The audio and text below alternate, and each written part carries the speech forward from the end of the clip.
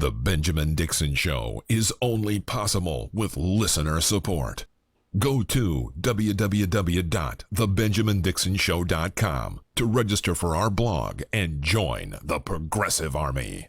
And now, ladies and gentlemen, We are now about to witness the it's the Benjamin Dixon Show. Welcome, ladies and gentlemen. Welcome to the Benjamin Dixon Show. I am your host, Benjamin Dixon. It is Monday, March 20th, 2017. As you can see, my hands are free and I'm sitting in a new location.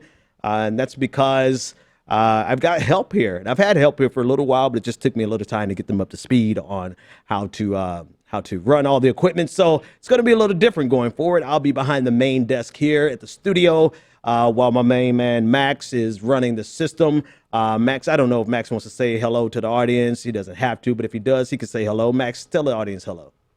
Hello, audience. Nice to meet you all.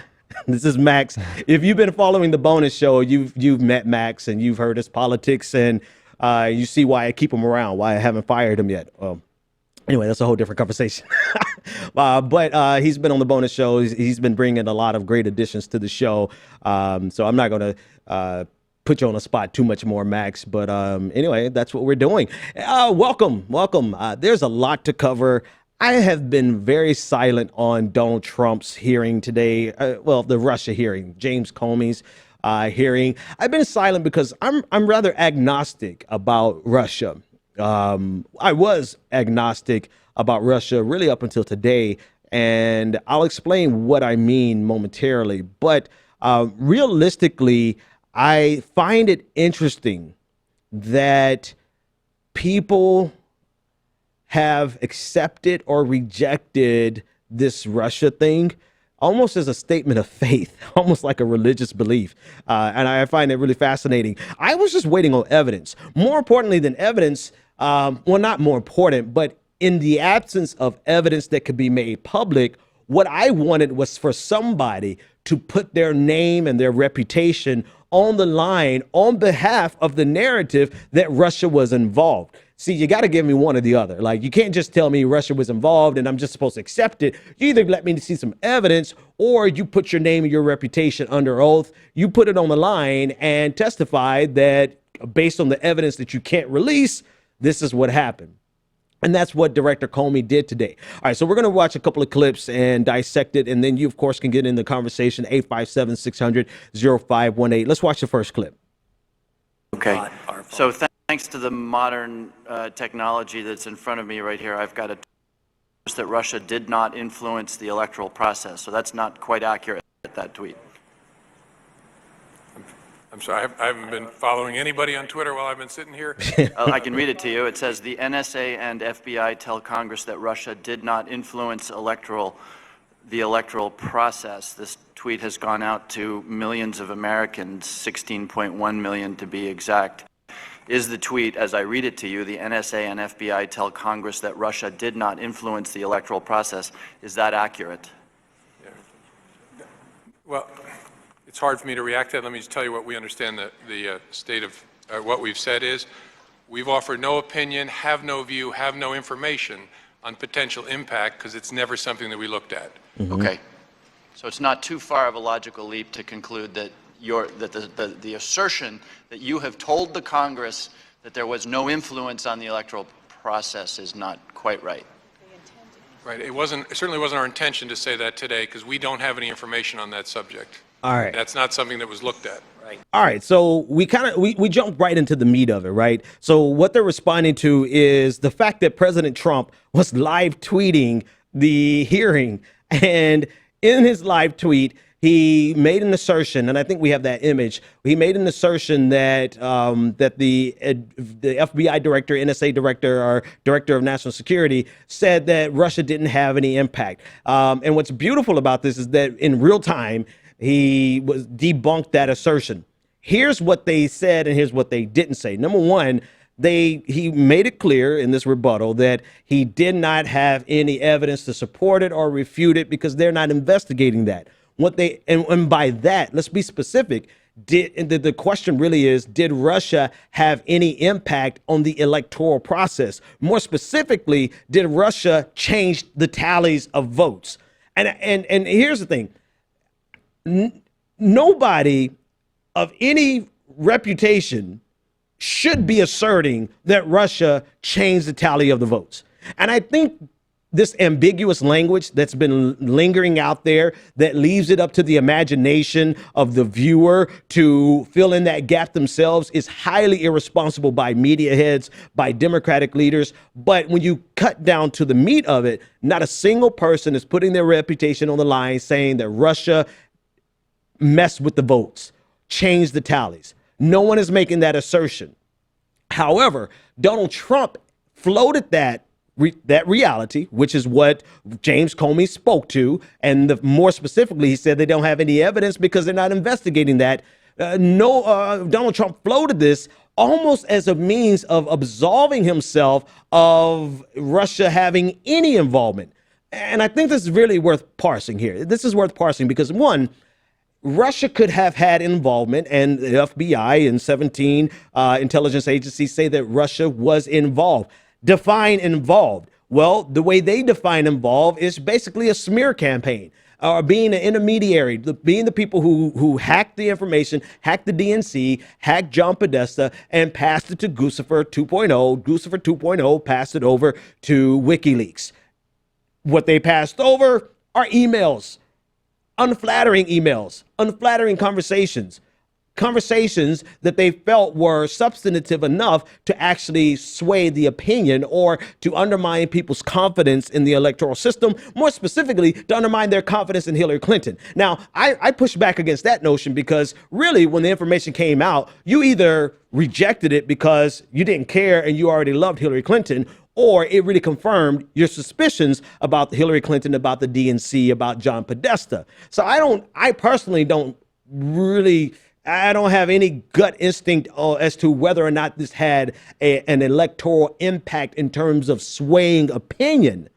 But what we can say is that no one is investigating whether or not Russia hacked voting machines. And anyone who's using ambiguous enough information to leave that out lingering in the minds of the voting masses and the population, they're highly irresponsible and propagandistic, to say the least. All right, so I want to pull up the image of the tweet from Donald Trump making this assertion on Twitter during the live event today. Go ahead and pull that up. And if we don't pull that up, we can also pull up the video that he was referring to. The video where Donald Trump is asserting that the FBI is exonerating him, basically. Let's pull that up.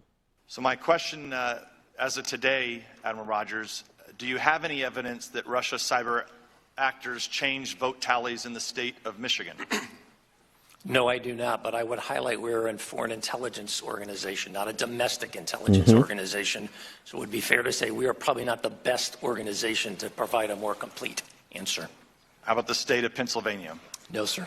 The state of Wisconsin? No, sir. State of Florida? No, sir. The state of North Carolina? No, sir. The state of Ohio? No, sir. So you have no intelligence that suggests or evidence that suggests any votes were changed? I have nothing generated by the National Security Agency, sir. Director Comey, do you have any evidence at the FBI that any votes were changed in the states that I mentioned to Admiral Rogers? No. Thank you. All right. So here's anyone who's suggesting that should be thrown. I mean, I don't know where we should. Anyone who suggests that Russia changed the voting tally, not only irresponsible, not only propagandistic, but they should be ashamed of themselves. And anyone who's leaving that ambiguous language out there for people to fill in the gaps and draw that conclusion themselves, they're highly irresponsible. And I'm speaking to some MSNBC people, to be quite frankly, right? They leave these assertions out there for people to have this suspicion that Russia hacked into the voting tally and changed the tallies, and that's why Hillary Clinton lost. No. A matter of fact, I'm gonna put a hot take out there. Even if this is a hot take, do with it what you please. My belief is that Hillary Clinton would have lost even without the DNC leaks, even without the John Podesta emails, because Hillary Clinton wasn't doing what she needed to do in some key battleground states, right? So this entire investigation which I will not call a witch hunt, and I'll tell you why in a minute. I'll call it an investigation. This entire investigation should not be used as a justification as to why Hillary Clinton lost, because Hillary Clinton was going to lose. Hillary Clinton was going to lose because we did not recognize the changing electorate, number one. And then number two, she did not do what she needed to do in those key states. So, and number three, more importantly, the information that was released by WikiLeaks either made you double down on your love for Hillary Clinton or made you double down on your dislike for Hillary Clinton. I don't think WikiLeaks had a real shift in terms of swinging the opinion of the voters. All right. What probably had more impact was Director Comey's investigation of Anthony Weiner's email, two days or a week before the election. That probably had more of an impact than anything else. But that's my take. So it's not a witch hunt, and I'll tell you why in a second. We'll talk to this caller in a minute. It's not a witch hunt. It's an investigation, but it should not be seen as an investigation as to why Hillary Clinton lost. It should be seen merely as an investigation into Russian meddling in our election. All right, we'll get there in a second. Now, I want to pull up that last tweet. I think you got to pull up the tweet. And this is Donald Trump. I'm sorry, we don't have the tweet. That's all right. We'll add it later. But Donald Trump was using this as a means to exonerate himself, to say that this is almost like a case closed, when in fact it isn't. Director Comey and the National Intelligence Director, they have made it clear that there is an ongoing investigation. I don't know if they meant to make it this clear, but they have made it clear that there's an ongoing investigation into Russia's quote unquote meddling in the election. And what does that mean? We don't quite know what that means, but we know what it doesn't mean is that it does not mean that Russia changed the tally of anyone's votes. Doesn't mean that Russia hacked the machines in Ohio, Pennsylvania, Florida, and Michigan.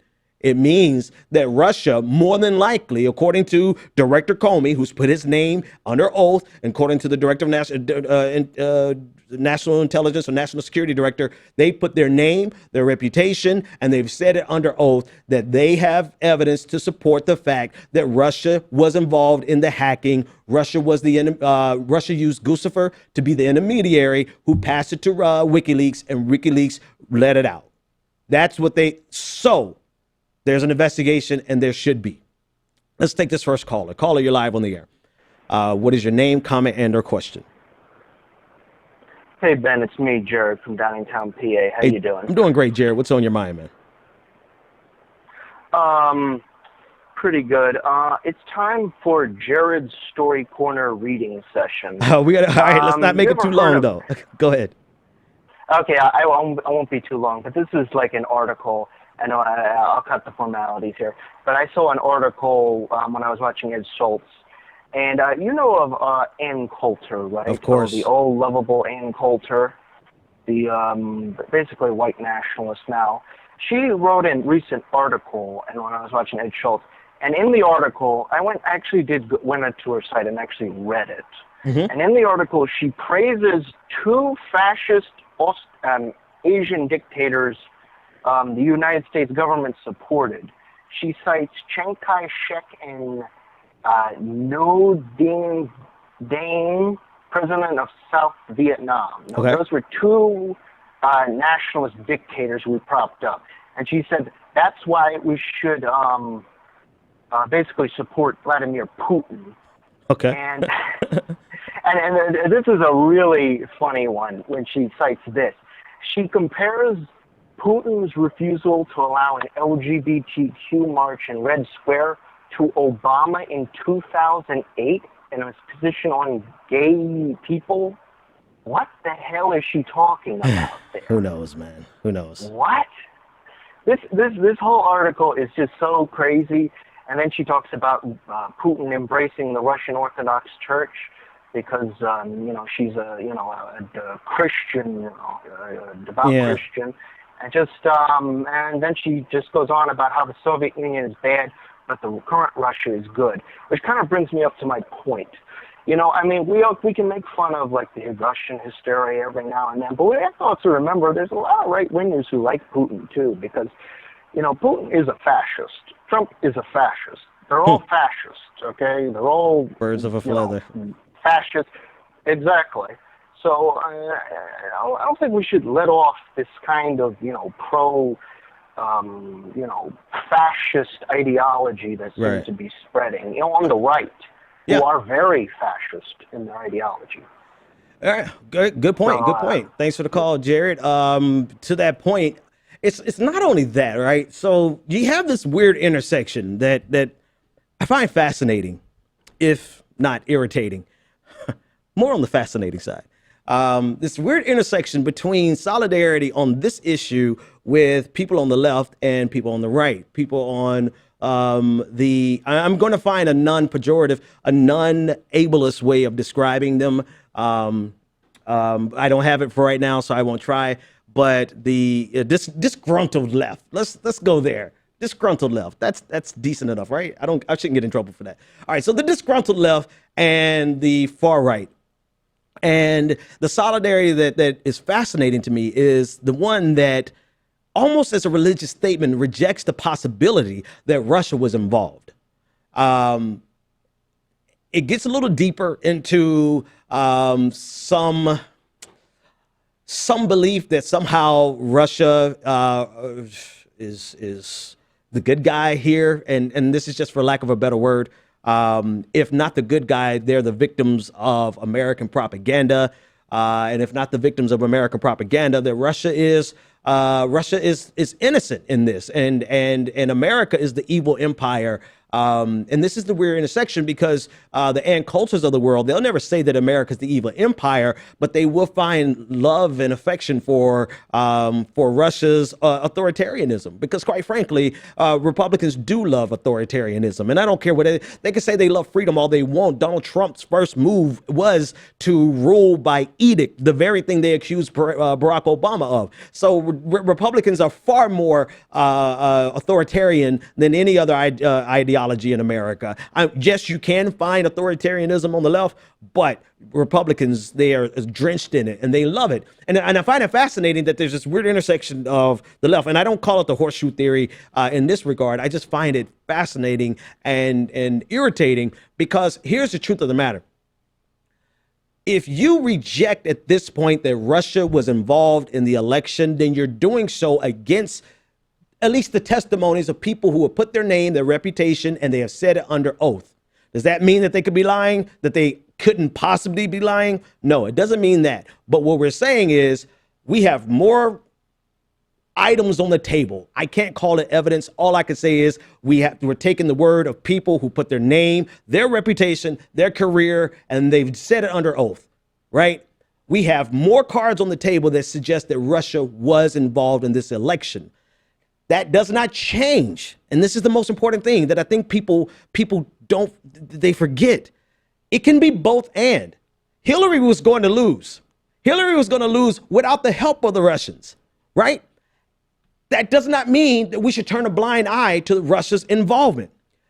Two, no, Russia did not change the voting tallies, right? Which to me would be a far greater offense than hacking some emails and engaging in a smear campaign. Right. However, that does not mean that we should not investigate Russia's involvement in a smear campaign to influence our elections. Number three, well, America has done this plenty of times. WikiLeaks tweeted that out in the middle of the hearing today. WikiLeaks tweeted out an example of the CIA being involved in French elections. Okay, great. Everybody does it. Does that mean that America should roll over and say, oh, no, we don't? Because we've been guilty of this, we should let Russia go ahead and do whatever the hell they want to do. No, it doesn't work like that. So all of these things can be simultaneously true. Number one, Russia did not win this election for Donald Trump. Hillary Clinton lost this election.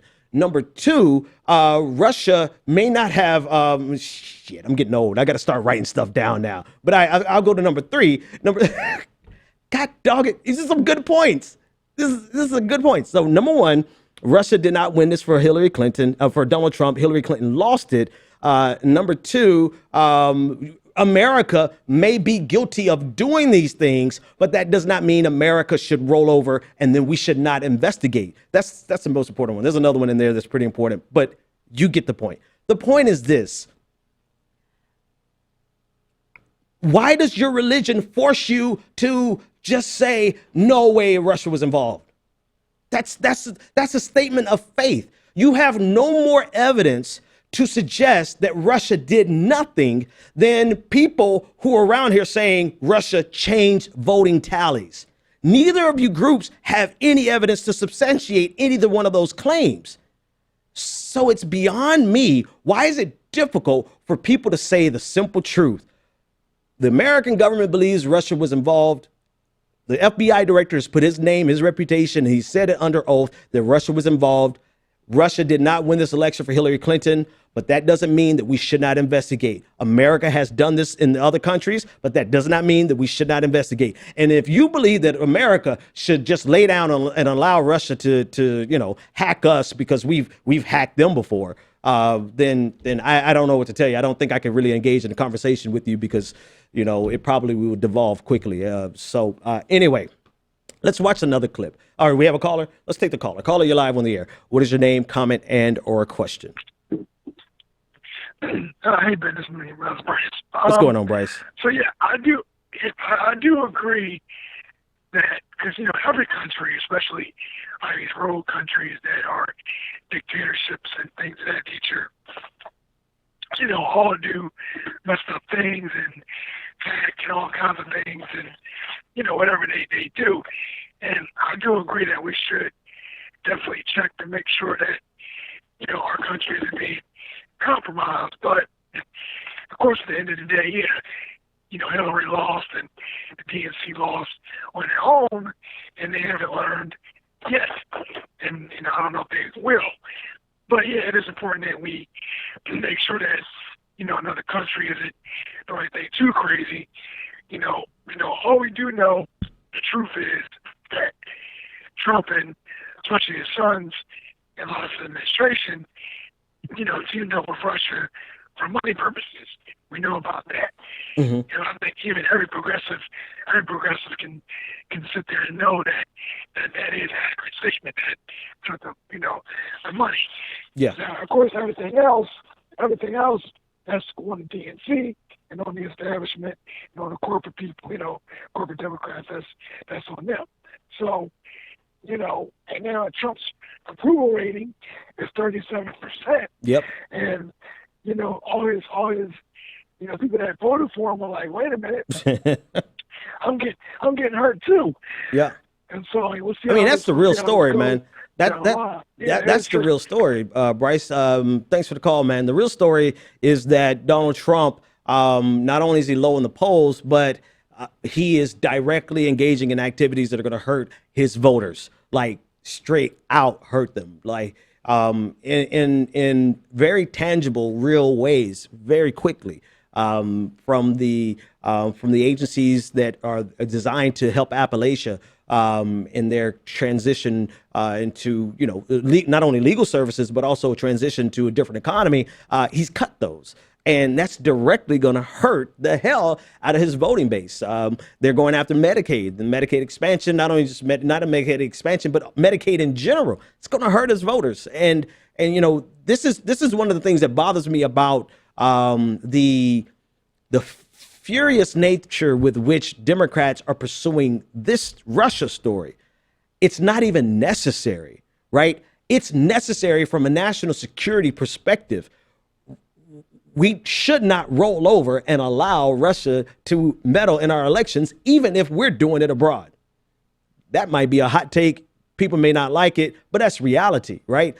Yes, everybody does it, but that doesn't mean that we should sit back and just open up our servers and say, come on in, right? So it should matter from a national security perspective, but it should not matter from this election perspective. It should not be used as a means of absolving your torment over the fact that Hillary Clinton lost. It should not be used as a means of whitewashing the fact that Hillary Clinton didn't do what she needed to do, right? She didn't go to those states. She didn't put the right amount of dollars into canvassing in Florida. She didn't put money into canvassing in Florida for minority communities. I mean, there's a lot of mistakes that Hillary Clinton made, and there's a lot of mistakes the Democratic Party made that should not be covered up by this Russia story.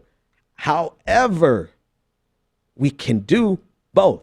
And the FBI is not involved in our electoral process. They shouldn't be. They should not be involved in our electoral process. Let them handle Russia. Let the intelligence communities, let them do the investigation, and whatever it turns up, right? But I get bugged out seriously by people whose starting position is no way Russia did this. Well, no, that's not true.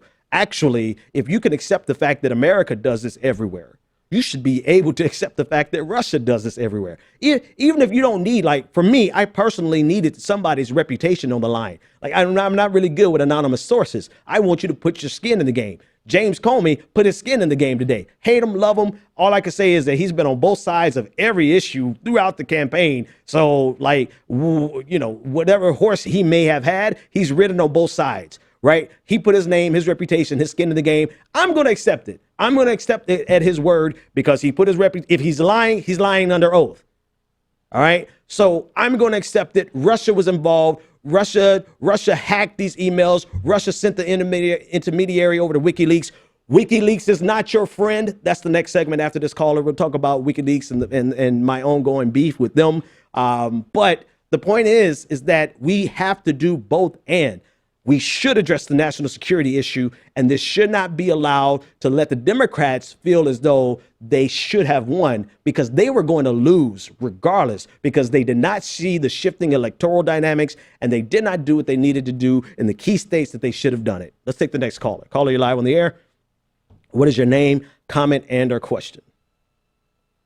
Hey, Ben, this is Brianna. Hey, Brianna, what's on your mind? Not much. When it comes to the whole Russian thing, I'm somewhat in the middle because I don't agree that Russia had no influence at all, and I don't agree Russia hacked the voting system and changed the tally.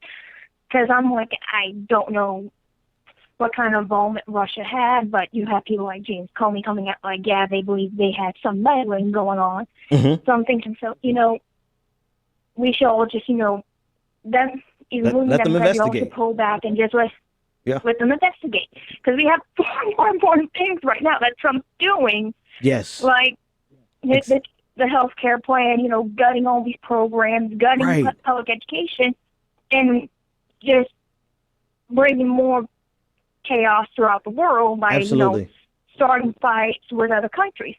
Yeah. But the one silver lining I see in all this is that while Trump's in office, he's dragging down the right with him. Because today I saw 2 articles, Tommy Lahren getting fired from The Blaze, I believe, and then Napolitano being suspended indefinitely from Fox News. Oh, really? I didn't hear the second one. I knew the first one, but not the second one. Yeah, I saw that on The Hill. Like, The Hill put out the story today that Napolitano, because of the wiretapping claims and fought against Barack Obama. Oh, okay. That sounds like a good reason to get fired. Yeah, and you're right. Yeah. Thanks, Brianna, for the call. You're right. You're right in that regard, because if we keep talking about Russia, we're not going to talk about the things that matter. We're not going to talk about the issues. We're not going to talk about the many ways that Donald Trump is screwed. Like, this is a golden opportunity for Democrats to actually, one, go after policies that really help people, and then 2, bury the right. Like, I don't know if people see the opportunity here, because Donald Trump is exposing. There are enough voters who swung from Obama to Donald Trump, who previously swung from George Bush to Obama, that after this encounter with Donald Trump's trickle-down economics on steroids, those votes should solidly be blue for for another generation. However, if we spend all day talking about Russia, matter of fact, change James Comey's image. Let's shift gears. If we spend the rest of the next year talking about Russia from an electoral perspective, then we're never going to do what we need to do to hit back in 2017, 2018, and 2020. And I say we because there's no third party right now that's going to actually beat Donald Trump. When you find one, let me know. I'll support all of them. Go register green. I don't care. Go register DSA. Do all that. But in the reality, there's no third party that's going to take the Congress back, that's going to take out Donald Trump. So I'll say we kind of, loosely here. But if we keep talking about it, and I get it, it's in the news today. We're going to cover it. We're going to talk about it. But it's for certain media outlets, it's all they know. For Joyanne Reed, that's all she knows. And as long as they keep dragging their audience, I mean, damn, like even the taxes, like Rachel Maddow, it's all they know is this hyperbolic, this sensationalized extension of the facts. Right? We don't need a sensationalized extension of the facts when over here in this category, you can't sensationalize what Donald Trump is doing any more dramatically than what he's doing. Like the American Health Care Act is literally a give me to the wealthiest at the expense of the most marginalized groups in America. That is not hyperbole. That is what's written in the bill. So if you want something sensational, just look at what Donald Trump is doing. I think maybe they hope that this is going to be a way of impeaching Trump. But you do realize the stuff that he's doing that's hurting Americans is not necessarily Trump. It's 100% standard Republican orthodoxy. And so if you get rid of Trump, you get Pence, you keep the same draconian policies that are hurting us. All right, let's shift gears because we already spent 30 minutes on it. We'll take another caller, but the next caller have to be on another issue. Let's shift gears and talk about I don't know. We're gonna talk about the H1-B visa. Let's talk about let's talk about that. So on 60 Minutes began reviewing the story of H1-B visas and how they are used to. It's actually a fascinating story. How they are used to circumvent paying Americans a decent salary by getting immigrants to come over and do the work for half the salary. Some of the examples they gave here in Massachusetts, a utilities company named Eversource has been in Massachusetts. Originally, it was called Instar, but it's been in Massachusetts for forever. Think about the utilities in your state. They pretty much have a monopoly. They're here. They have their tentacles everywhere. And they built the company off of American labor. And as recently, they have been employing an entire IT department normally you would call it outsourcing, but they're really insourcing, bringing over people on H1-B visas, and where they were paying American workers $120,000 a year, they're now paying these immigrants who are here on H1-B visas $60,000 a year. And so they could save a tremendous amount of money by paying immigrants lower wages. Here's the reality of the H-1B visa. It is anyone who has an H-1B visa, they have to be sponsored by a corporation or the company that wants to bring them over. And in cases where let's say an immigrant recognizes they've been taken advantage of, they're really here at the mercy of these corporations. And these corporations can threaten them their H-1B visa status and threaten to really deport them back if they don't just shut up and do the work. This is an extension of an ongoing conversation that we've had on a regular basis about, and I hate to be a reductionist, but this is really about capital versus labor. Because even on the high end or the low end, all right, in immigration as we see it stereotypically, where we think about immigrants coming over illegally, jumping over the walls, whatever they do to get here, and they come and take jobs that are menial tasks that most Americans would not do. That's what we have in our mind on a regular basis, and that still exists, right? There's still a lot of immigrants who are illegal immigrants, undocumented workers who come to America. They overstay their visa, but they take jobs that most Americans would not do because the wages are too low and the labor is too strenuous. However, this phenomenon is going above and beyond that class structure, that class of the lower class of below minimum wage, and it's being extended to white collar workers, where someone who works in the IT department or someone who's a software developer, someone who has a skill set that is valuable as an American, can now have an immigrant do that job, bring them over here, treat them however they want to treat them because they're here at the mercy of the corporation.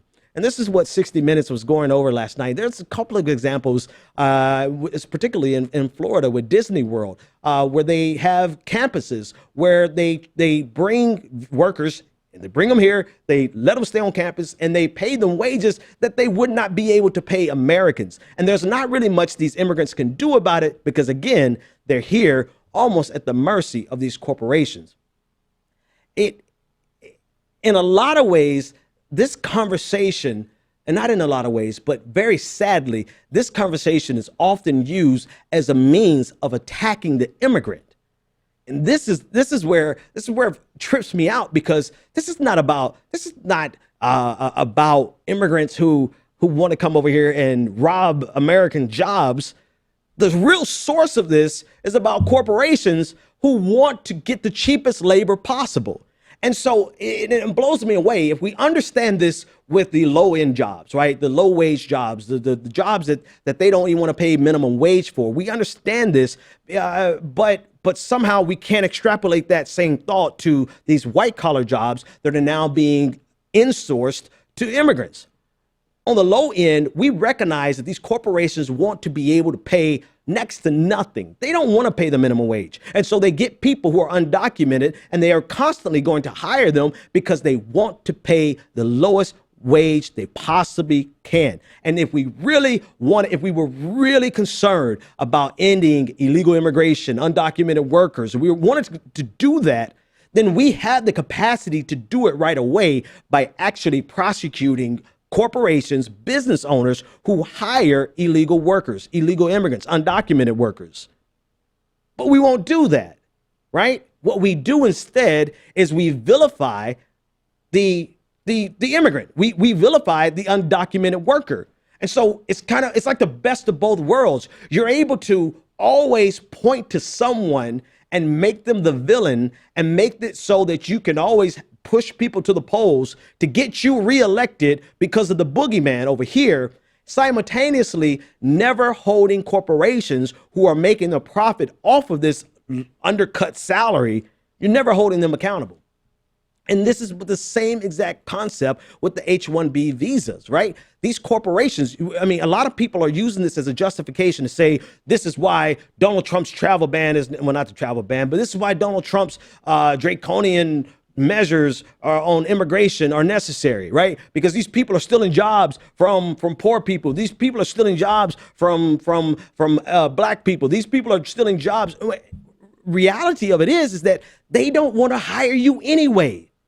They don't want to hire you because on the low end of the totem, they have to pay you minimum wage or better. And you have expectations, and you expect to have health care. You expect to have some type of health care, some type, even if it's just Obamacare. You expect to have something, right? That happens on the lower end. On the upper end, they could save almost $60,000 a year, like Eversource did, switching over from American workers to immigrants on an H1-B visa.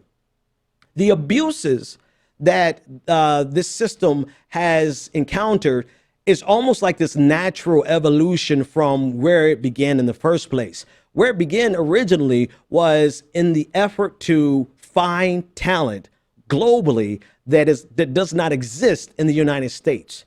And one of the requirements for the H1-B visa is that you have to make the case that you cannot find this talent here in the United States. Well, clearly that requirement is a soft requirement, right? Clearly this has evolved into being a way to get the cheapest labor you possibly can.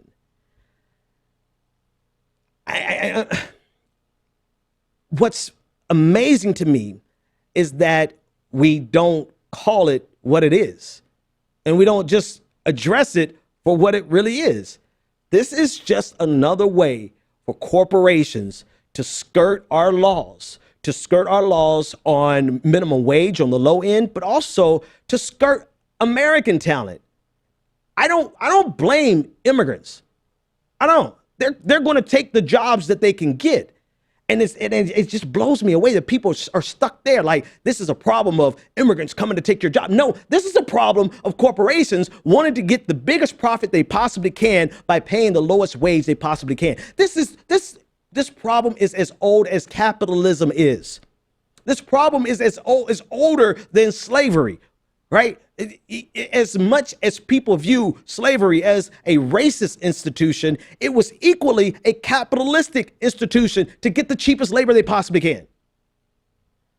Don't tell me if these people, if these corporations couldn't get free, if they could get free labor right now, today, you don't think they would go out there and get it?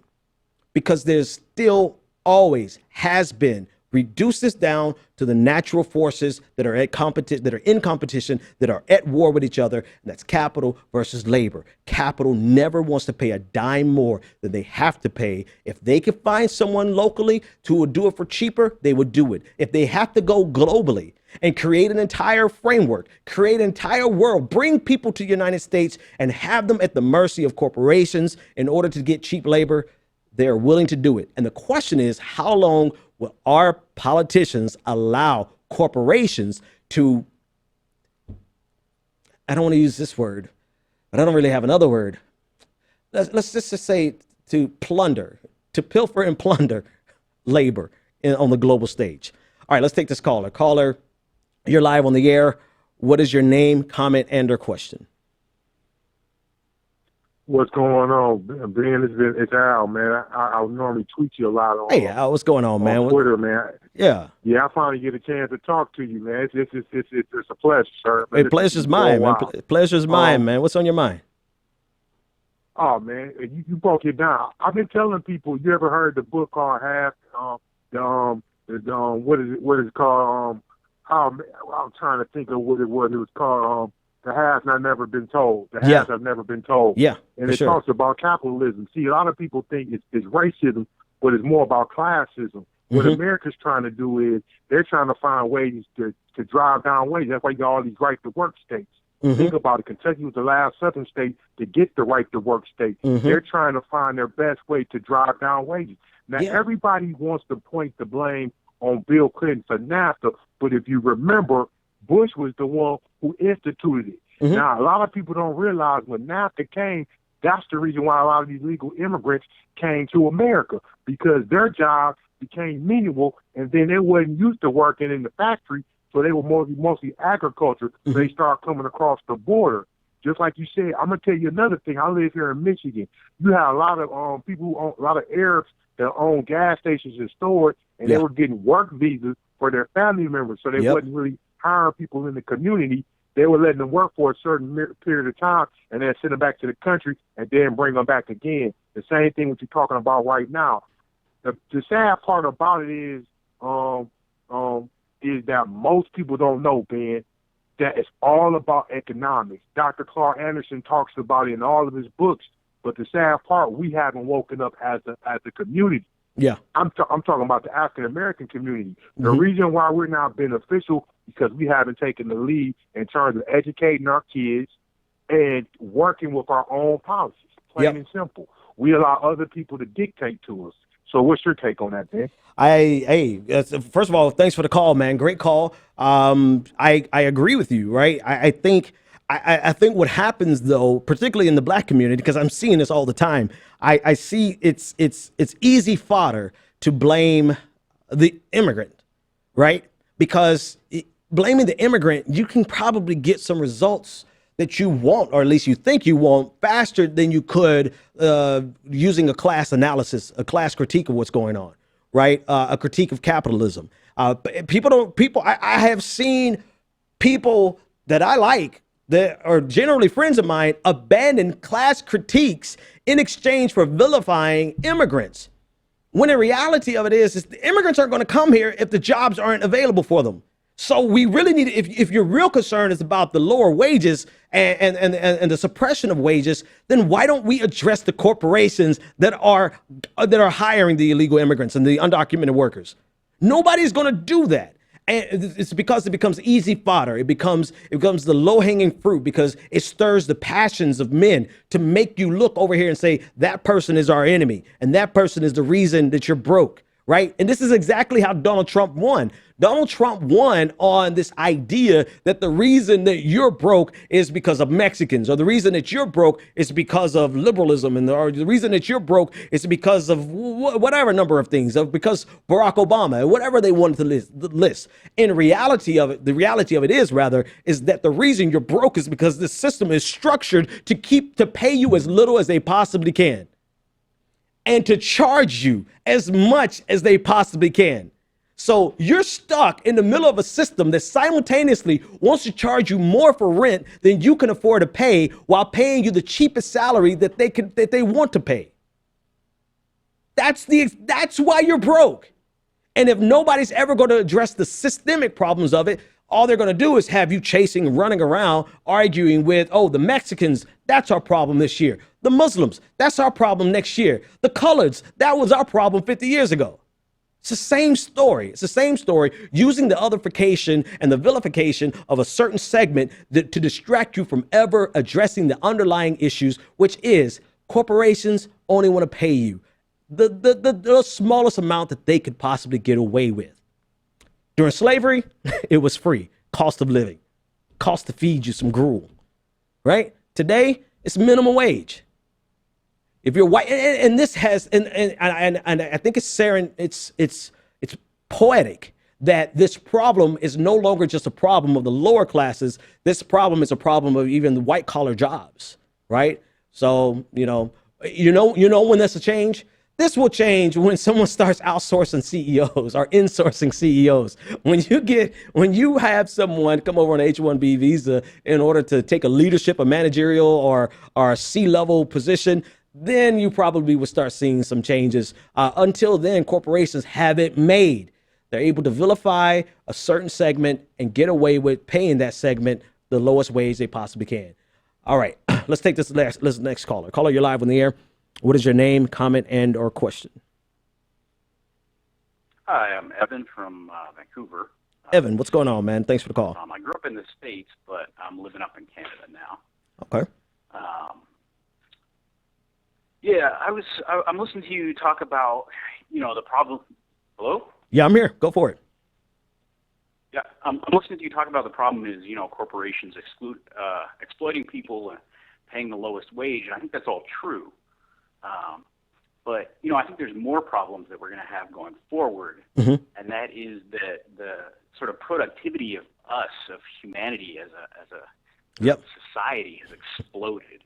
We can make a lot right now for real cheap, right? And so, I haven't heard a good answer for that. Like some of the Democrats brought this up during the election was, it's not the Mexicans that took your job, it's automation. Yeah. And I think that's true to a large extent. Like, I used to machine parts sometimes, and now I just CAD them up and send them off because a CNC machine can crank them out, right? Right. I don't need to make that myself anymore. Right. I think it's a good point. I haven't heard a good answer to that. People Wait. Let me interject there. Let me ask you a question. Wages and so on. Let me ask you a question real quick. Yeah. When you say an answer to that, do you mean an answer to the underlying problem that is really coming to hit us in the head in a few years? Yeah, I mean, when we replaced slavery with wage workers, and we had a minimum wage, and we built a middle class and so on. The problem is that now corporations can go back to essentially slavery. They can build a thing that can do the work of people for free. Yep. And so, what do you do about that? Like, at some point, there just aren't going to be enough jobs. I think that's a great question. Not everybody's going to be able to have a job making a thing because. No, great question, man. Thanks for the call. You can make robots and computers do it all. No, actually, and it's something. Thanks for the call, man. Now, that's something we talk about here on the show. Not frequently enough, but we do talk about it pretty frequently. Universal basic income. I mean, we're literally getting to the place, the next phase. Here's a sad reality. And I think this is what the caller is saying. We're so far behind on this argument that even if we got a solution to to H1-B visas and illegal immigration, and more specifically, corporations using that to generate higher profits, corporations are getting ready to move to the next phase, right? It's like we're behind the 8 ball already. And part of the reason we're behind the 8 ball, if I could just kind of punch to the right a little bit, the Democratic Party abandoned this. Like they abandoned labor. They abandoned class critique. So that's part of the problem, but addressing that is not necessarily a part of the solution. The solution is going to have to be, and corporations, I think, know this, or at least some CEOs know this.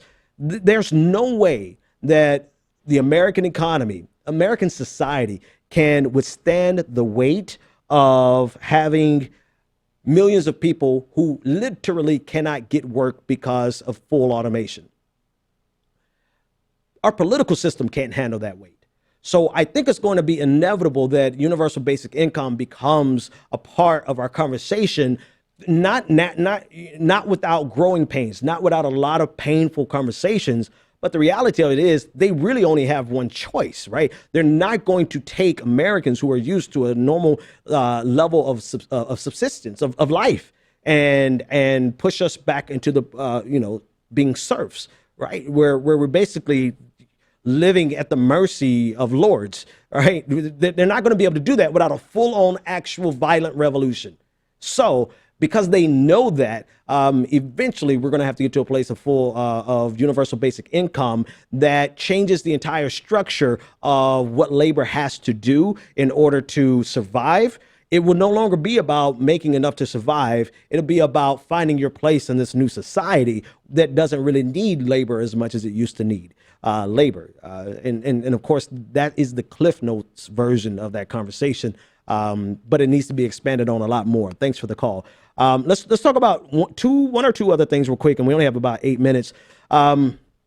Let's talk about the drug testing of welfare recipients that has been proposed again on the federal level by Paul Ryan, Speaker of the House. And me and Max, we I can't call it an argument, but we kind of have a little ongoing debate whether or not it's fair to call, not fair, but whether or not Paul Ryan is a sociopath.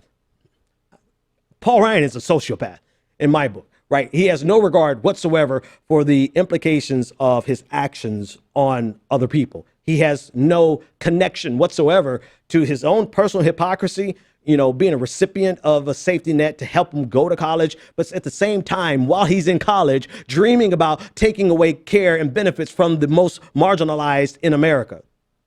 He's a sociopath. But he's made a proposal, and I think we have the image, and he sent the tweet out earlier. Let's pull that up, about drug testing. Here it is on my screen behind me. And he says, another one heads to President Trump's desk. This legislation allows states to have drug testing to receive federal unemployment benefits. First of all, I love his language here. It allows states to receive, to get drug testing in order. No. This is him saying, in order for you to get this, right? This is not a bonus. This is not like something we're doing you a favor. He's trying to make it so that in order for states to get federal unemployment, they have to drug test recipients. Number one, it has already been proven in many states, and I can go down a couple of states, Arizona, Kansas, Mississippi, and this is according to Think Progress. 7 states with existing programs, including Arizona, Kansas, Mississippi, Missouri, Oklahoma, Tennessee, and Utah. They're spending hundreds of thousands of dollars to find a handful of drug users every year. I remember in Florida, where I come from, Rick Scott. He doled out millions of dollars to a drug testing company that he had relationships with. And they found, I think, less than 2% of the population that they tested actually were drug users. So the evidence so far is overwhelmingly against this stereotype that they're trying to imbue onto recipients of safety nets.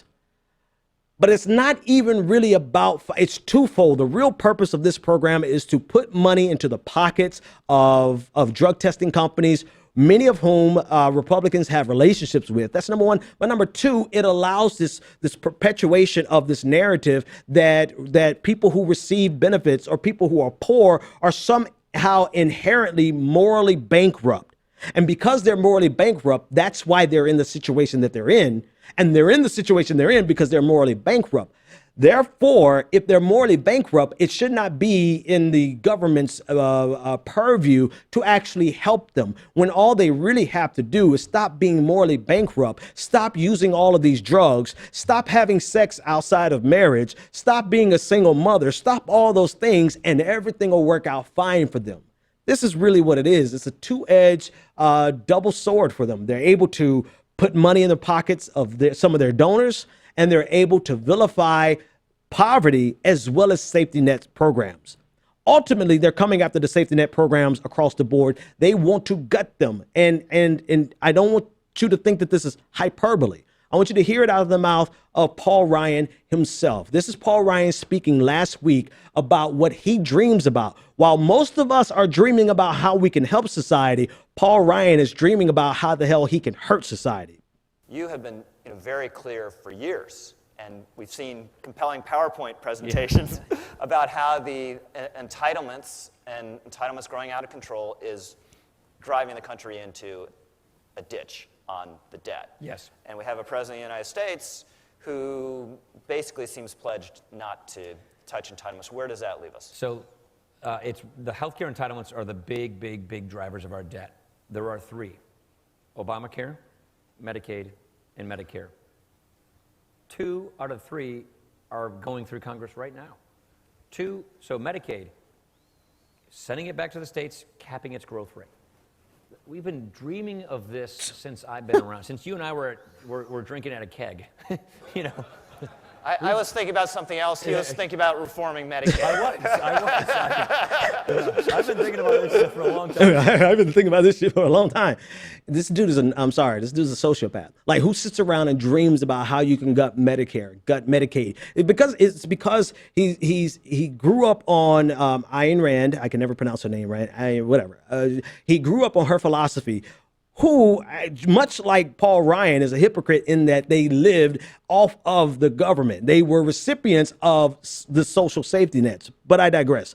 He has grown up on this ideology, and he has fixated on it, and he's dreamt of this since he was in college. And this is your Speaker of the House. Now, that's one story. The other story is what we started on, is that how he's using this as a means of vilifying poverty. And I want to just give you some stats about this national drug test use. So the national drug use rate in America, the rate is 9.4%. So 9.4% of Americans use drugs. In the states that were tested or that had this requirement for people who receive welfare or people who receive safety net benefits to get drug tested: Arkansas, Arizona, Kansas, Mississippi, Missouri, Oklahoma, Tennessee, and Utah. In those states, the rate of positive drug tests to total welfare recipients was between 0.002% and 8.3%, all below the average rate of Americans' use. So it's creating a problem, or it's focusing America on a problem that really is not inherently inherent to the targeted group. In other words, it's making you target drug use on poor people, when in reality, poor people are probably too poor to afford drugs, right? They're trying to give you this mental image of people who all they do all day long is spend their money and their time trying to find drugs instead of trying to find work. In reality, people who are poor, who actually go to get unemployment benefits, they're going to get unemployment benefits because they're literally in between jobs. They're literally trying to find something to hold them over until they can get the next job. And Paul Ryan and his, I'm not going to cuss tonight. Paul Ryan and his Eddie Monster looking ass is really just looking for a way to vilify and hurt the most marginalized in America. And he not only wants to do it, but he gets off doing it. And that's why I suggest to you that Paul Ryan is indeed a sociopath. All right, we got any more callers? Let's take this next caller, and I think we're done for the night. Caller, you're live on the air. What is your name, comment, and or question? Oh, I got to talk about Tomi Lahren too, but go ahead, caller. You're next. Yes, hey, Scotty. Scotty, my dude, what's on your mind, man? Yeah, I was actually calling in to talk about Tomi Lahren. I saw the news about her, and the Blaze is thinking about suspending. Yeah, they've lost their mind, to be honest with you. But go ahead. Yeah, does this mean that they are in the business of no platforming their hosts? Exactly. Exactly. I mean, I love it. I love the hypocrisy, man. I love it. Go ahead. I thought you had some more. Get the last word. Yeah, they said that probably she's going to be gone by September, and that Glenn Beck questioned her intellectual honesty. Now, if you get questioned for intellectually honesty from Glenn Beck, yeah, you've lost it. Scotty, man, thanks. That has to hurt. Thanks for the call, man. I'm gonna end with Tomi Lahren. Let's end with Tomi Lahren. There's if I could be so coy as to rewrite a Bible scripture. The scripture says, "The Lord giveth and the Lord taketh away." I'm gonna say, "Hatred giveth and hatred taketh away." Hatred made Tomi Lahren. Tomi Lahren would not exist except for her hatred. Tomi Lahren is a cash cow for the Blaze. So from a purely business perspective, hatred is so intense that it's willing to make the Blaze go even more bankrupt than they're getting ready to go. That's how deep and how powerful hatred is. But Tomi Lahren made the mistake of thinking that she's somehow above the hatred that she spews. In reality, you live by the sword, you die by the sword. For one shimmering moment, she showed that she had an ideological thought that did not conform with the hatred that she spews on the regular basis. For one split second, she had a she had a moment that she shared that she's actually pro-choice. And she's pro-choice because it stems from her libertarian views that the government should not be involved. Well, here's a problem, Tammy.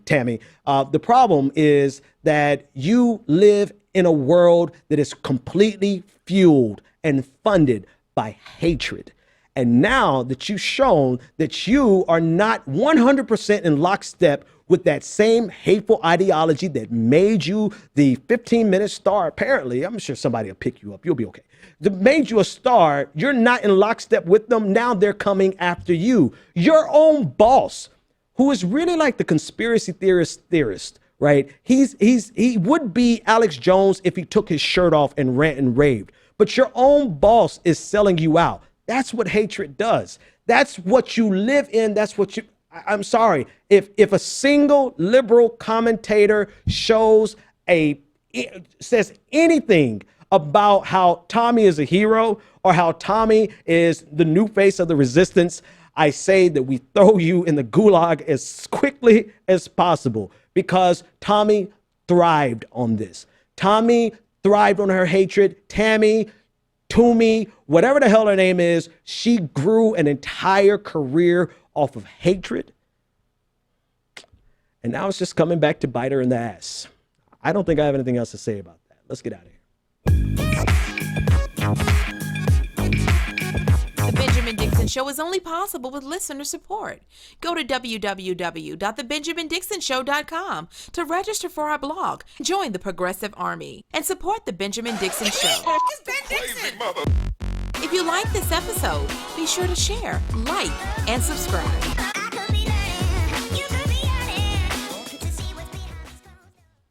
Consider becoming a Patreon. Go to www.patreon.com/The BPD Show and support The Benjamin Dixon Show.